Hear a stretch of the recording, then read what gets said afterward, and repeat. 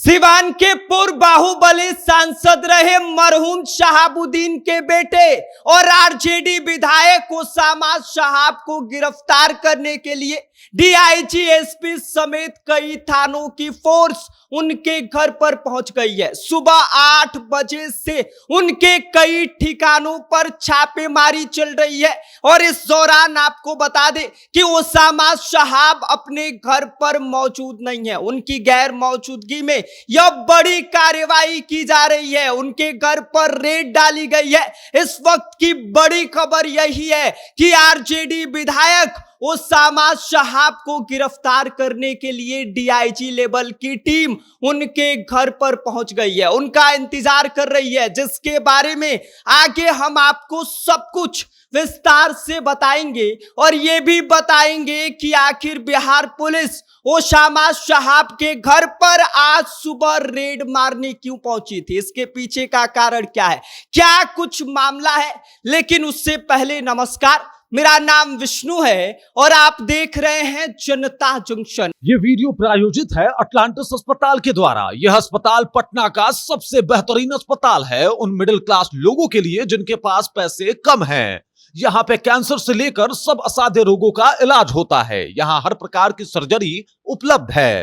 Appendix operation, fistula operation, laparoscopic surgery, पीत की थैली की सर्जरी, किडनी स्टोन एवं यूरोलॉजी सर्जरी, प्रोस्टेट सर्जरी, बवासीर, फिशर, पिस्टुला का इलाज, gastro surgery, cancer surgery, neuro surgery, पूरे हाइजीन का ख्याल रखते हुए ये हॉस्पिटल ये सारी सुविधाएं दे रही है। पटना में मिडिल क्लास लोगों के लिए इससे बेहतर अस्पताल हो ही नहीं सकता। शानदार सर्जन, बेहतरीन डॉक्टर और एकदम अच्छी व्यवस्था के साथ अगर आप चाहते हैं कि आपके और आपके परिवारजनों का इलाज हो तो आप इस अस्पताल में जरूर आएं। आपको बता दें कि सिवान के पूर्व बाहुबली सांसद रहे मरहूम शहाबुद्दीन के बेटे और आरजेडी विधायक ओसामा शहाब मुश्किलों में घिरते हुए दिखाई दे रहे हैं, क्योंकि आपको बता दें कि जब लोग आम तौर पर सुबह सुबह चाय की चुस्कियां ले रहे होते हैं उसी वक्त बिहार पुलिस इनके घर पर धावा बोल देती है, जिसमें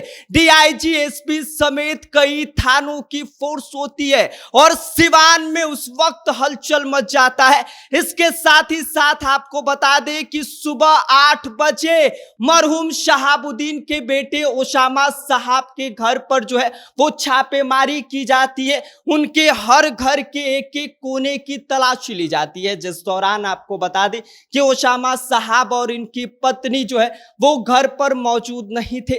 इनकी गैर मौजूदगी में इतनी बड़ी जो है वो कार्रवाई की गई है। अब जान लीजिए कि पूरा मामला क्या है।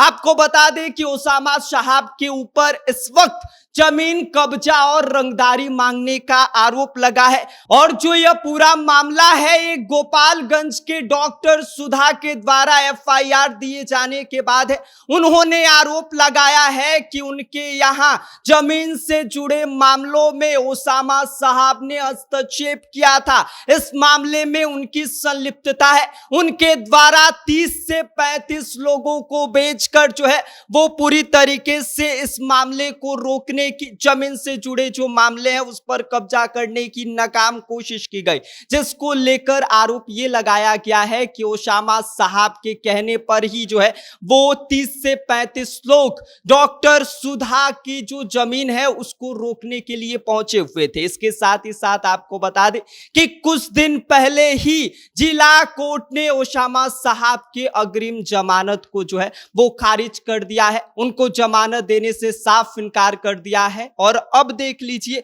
कि इनके घर पर छापेमारी चल रही है। सुबह 8 बजे से ही बिहार पुलिस इनके घर पर पहुंची हुई है और साथ ही साथ इनकी तलाश कर रही है और कहा यह भी जा रहा है कि ओसामा शहाब की भी जो है वो कभी भी गिरफ्तारी हो सकती है। ओसामा शहाब इस वक्त अपने घर पर नहीं है, उनकी पत्नी भी घर पर नहीं है और अब जो है ओसामा शहाब को जो है वो ढूंढ बिहार पुलिस रही है।